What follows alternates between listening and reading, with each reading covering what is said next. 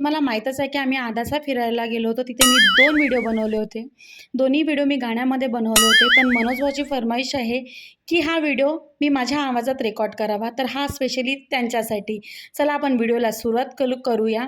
तर रिऊने मस्तपैकी घंटा वाजवून घेतला मंदिराच्या. त्यानंतर यांचं काही वेगळाच चालू होता इथे. अरे देवा, ये गडबड आहे त्यानंतर बाबा. आमच्या 2 हिरोईनी बघा मस्त बाय करून राहिल्या. बाप्पा हिला तर व्हिडिओमध्ये यायला खूपच मजा येते.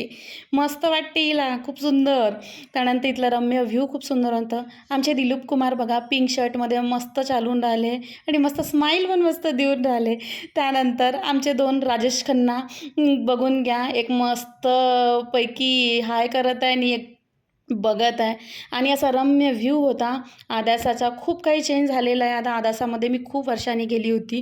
त्यानंतर मी तिथे एक म्हणजे वातावरणाचं एक व्हिडिओ करत होती. तिथे खूप असं तर मनोज भाऊ म्हणते खूप छान दिसत आहे. त्यांना म्हणजे असं छान शब्द त्यांच्या हिंदी बोलतात ते. तर असं त्यांच्या तोंडातून छान शब्द खूप असं मराठीमध्ये खूप चांगलं वाटते.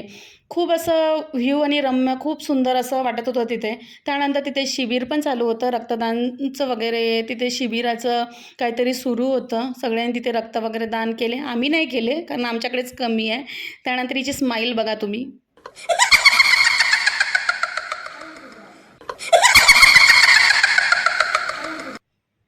आहे ना मस्त स्माईल बाईची.